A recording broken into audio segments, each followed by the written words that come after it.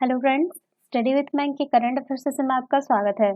ये current affair SSC, banking, railway, state PCS, CDS, CAPF, NDA और other competitive exam आदि में सहायक होंगे। आज की डेट है 7 मई 2021। तो चलिए आज का करंट अफेयर शुरू करते हैं।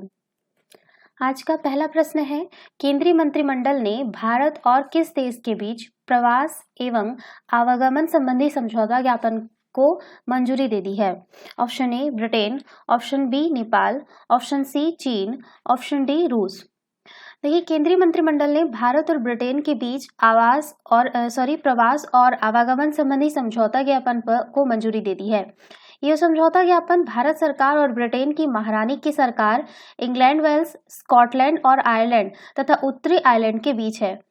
इस समझौता ज्ञापन से भारतीय छात्रों, शिक्षाविदों और शोधकर्ताओं, पेशेवरों और आर्थिक कारणों से प्रवास करने वाले लोगों को लाभ मिलेगा।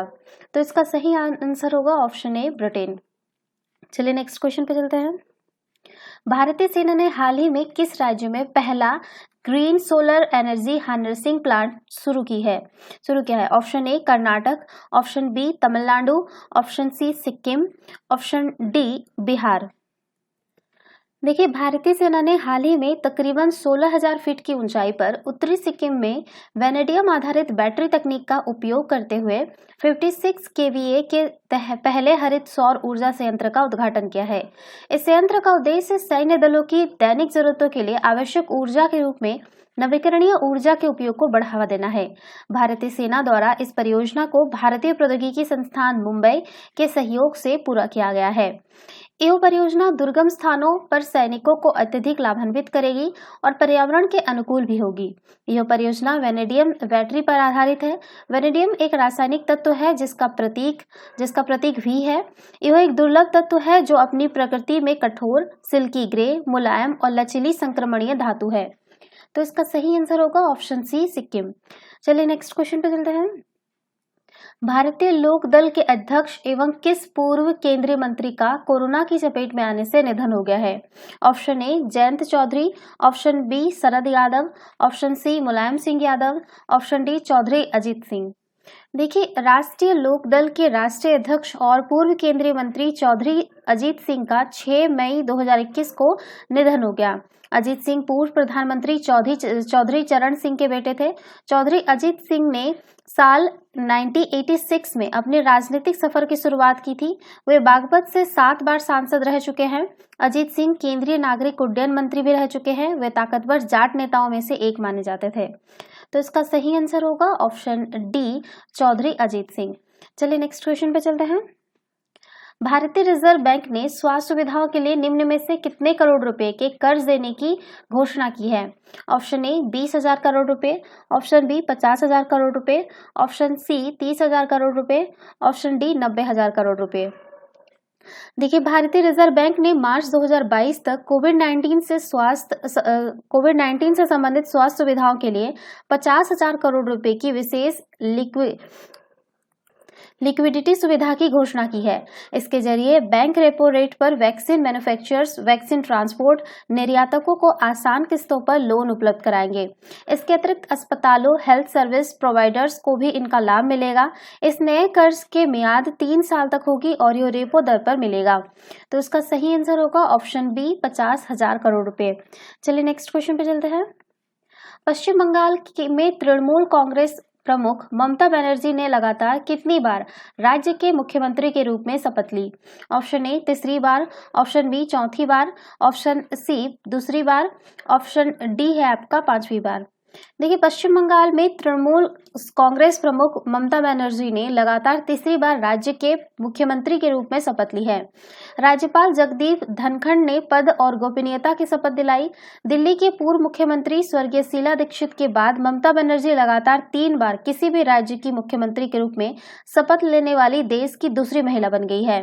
तो इसका सही आंसर होगा ऑप्शन ए आपका 3री बार। चलिए नेक्स्ट क्वेश्चन पे चलते हैं। किस राज्य के पश्चिमी खासी हिल्स जिले के पास एक इलाके से तकरीबन 10 करोड़ साल पहले के सौरोपॉड डायनासोर की हड्डियों के जीवाश्म मिले हैं? Option A Tamil Nadu, option B Andhra Pradesh, option C Meghalaya, option D Himachal Pradesh. देखिए, भारतीय भूवैज्ञानिक सर्वेक्षण के शोधकर्ताओं ने मेघालय के पश्चिम खासी हिल्स जिले के आसपास के इलाके से लगभग 100 मिलियन वर्ष पुराने सौरोपॉड डायनासोर के जीवाश्म हड्डी के टुकड़ों की पहचान की है। शोधकर्ताओं के मुताबिक यह इस क्षेत्र में खोजा गया संभावित टाइटेनोसॉरियस मूल के सौरोपॉड डायनासोर का पहला रिकॉर्ड है। सौरोपॉड के पास बहुत लंबी गर्दन, लंबी पूंछ, शरीर के बाकी हिस्सों में सापेक्ष छोटे सर और 4 मोटे स्तंभ जैसे पैर थे। इन्हें अपने विशाल शरीर के लिए जाना जाता है और ये पृथ्वी पर अब तक मौजूद सबसे बड़े और विशाल जानवरों में से एक है। गुजरात, मध्य प्रदेश, महाराष्ट्र और तमिलनाडु के बाद मेघालय टाइटेनोसॉरियन से संबंधित सौरोपॉड के अवशेषों को रिकॉर्ड करने वाला भारत का जो है वो 5वां और पूर्वोत्तर का पहला राज्य बन गया है। टाइटेनोसॉरियन सौरोपॉड डायनासोर का एक विविध समूह है जिसमें अफ्रीका, एशिया, दक्षिण अमेरिका, उत्तरी अमेरिका, यूरोप, ऑस्ट्रेलिया और अटलांटिक में पाए जाने वाले सौरोपॉड शामिल हैं। तो इसका सही आंसर होगा ऑप्शन सी, मेघालय। चलिए नेक्स्ट क्वेश्चन पे चलते हैं। नासा के अंतरिक्ष यान पार्कर सोलर प्रोब ने किस ग्रह से एक प्राकृतिक रेडियो सिग्नल की खोज की है? ऑप्शन ए शुक्र ग्रह, ऑप्शन बी मंगल ग्रह, ऑप्शन सी शनि ग्रह, ऑप्शन डी बुध ग्रह।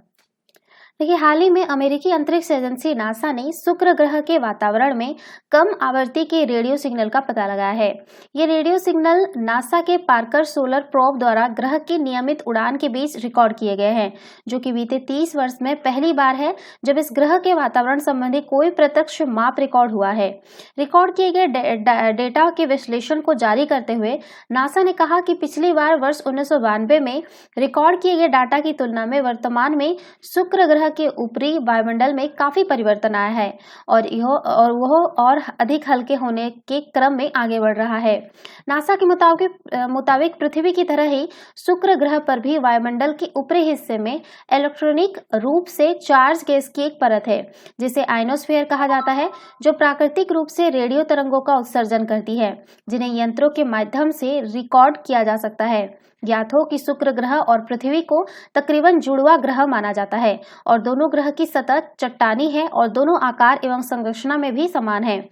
हालांकि पृथ्वी के विपरीत शुक्र ग्रह में सतह का लगभग 864 डिग्री फ़ारेनहाइट या 462 डिग्री सेल्सियस है, जो कि निवास रहने योग्य नहीं है। साथ ही यहाँ का वातावरण भी काफी विषाक्त है। साथ ही पृथ्वी के विपरीत शुक्र में चुंबकीय क्षेत्र भी नहीं है।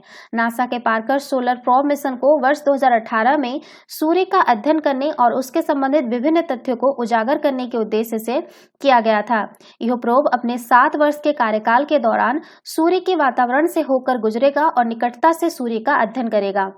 तो इसका जो सही आंसर होगा वो आपका होगा ऑप्शन ए, शुक्र ग्रह। चलिए नेक्स्ट क्वेश्चन पे चलते हैं।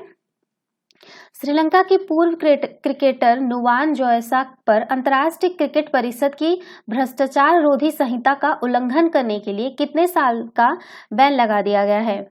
ऑप्शन ए 5 साल, ऑप्शन बी 3 साल, ऑप्शन सी 4 साल, ऑप्शन डी है आपका 6 साल। देखिए, श्रीलंका के पूर्व क्रिकेटर नुवान जोयसा पर अंतर्राष्ट्रीय क्रिकेट परिषद की भ्रष्टाचार रोधी संहिता का उल्लंघन करने के लिए 6 साल का बैन लगा दिया गया है। जोयसा को नवंबर 2020 में भ्रष्टाचार रोधी संहिता के तहत 3 अपराधों का दोषी पाया गया था। श्रीलंका की ओर से 20 टेस्ट और 95 एक दिवसीय अंतर्राष्ट्रीय मैच खेलने वाले जोयसा को सितंबर 2015 में श्रीलंका का गेंदबाजी कोच नियुक्त किया गया था। तो इसका सही आंसर होगा ऑप्शन डी, 6 साल।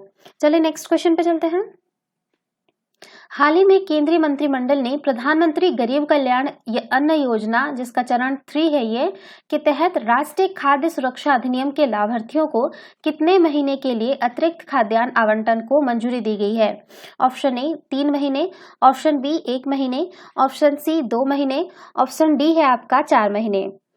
देखिए, हाल ही में केंद्रीय मंत्रिमंडल ने प्रधानमंत्री गरीब कल्याण अन्न योजना के तहत राष्ट्रीय खाद्य सुरक्षा अधिनियम के लाभार्थियों को 2 महीने के लिए अतिरिक्त खाद्यान्न आवंटन को मंजूरी दी गई है। प्रधानमंत्री की अध्यक्षता में केंद्रीय मंत्रिमंडल ने प्रधानमंत्री गरीब कल्याण योजना का ये जो है आपका लाभार्थियों को ये आवंटन की मंजूरी दी गई है। इसके तहत राष्ट्रीय खाद्य सुरक्षा अधिनियम के तहत आने वाले लगभग 79 करोड़ 88 लाख लाभार्थियों को प्रति माह 5 किलोग्राम खाद्यान्न प्रति व्यक्ति निःशुल्क दिया जाता है। भारत सरकार का कहना है कि इस अतिरिक्त आर्थिक गतिरोध से, इस अतिरिक्त आवंटन से कोरोना वायरस के कारण पैदा हुए आर्थिक गतिरोध से गरीबों के सामने जीवन यापन में आई कठिनाइयों को कुछ कम किया जा सकेगा। तो इसका सही आंसर होगा ऑप्शन सी, 2 महीने। चलिए नेक्स्ट क्वेश्चन पे चलते हैं। सीमा सड़क संगठन स्थापना दिवस कब मनाया जाता है? ऑप्शन ए 5 में, ऑप्शन बी 6 में, ऑप्शन सी 7 में, ऑप्शन डी 8 में। देखिए, सीमा सड़क संगठन की स्थापना दिवस जो है वो आपका 7 मई को मनाया जाता है। इसका स्थापना जो है आपका 7 मई 1960 को हुई थी। सीमा सड़क संगठन रक्षा मंत्रालय के अंतर्गत एक प्रमुख सड़क निर्माण एजेंसी है। यह सड़क सीमा क्षेत्रों में सड़क कनेक्टिविटी प्रदान करने में अग्रणी भूमिका निभा रहा है। यह पूर्वी और पश्चिमी सीमा क्षेत्रों में सड़क निर्माण और इसके रखरखाव का कार्य करता है ताकि सेना के रणनीतिक जरूरतें पूरी की जा सके। संगठन पर 53,000 किलोमीटर सड़क की जिम्मेदारी है। सीमा सड़क संगठन ने भूटान, म्यांमार, अफगानिस्तान आदि मित्र देशों में भी सड़कों का निर्माण किया है। शांति काल में सीमावर्ती इलाकों में जनरल स्टाफ की ऑपरेशन सड़कों का विकास और रखरखाव तथा सीमावर्ती राज्यों के आर्थिक और सामाजिक उत्थान में योगदान करना, युद्ध काल में पुनः तैनाती वाले इलाकों में नियंत्रण रेखा के लिए सड़क का विकास और देखभाल करना, साथ ही सरकार द्वारा युद्ध काल के दौरान विनिर्दिष्ट अन्य अतिरिक्त कार्यों का निष्पादन करना इसकी कुछ अहम भूमिकाएं हैं। तो इसका सही आंसर होगा ऑप्शन सी, 7 में। तो ये थे आज के करंट अफेयर। वीडियो पसंद आए तो लाइक, शेयर और कमेंट करना ना भूले। साथ ही साथ चैनल को सब्सक्राइब करना ना भूले। Thanks for watching. Have a nice day. Take care.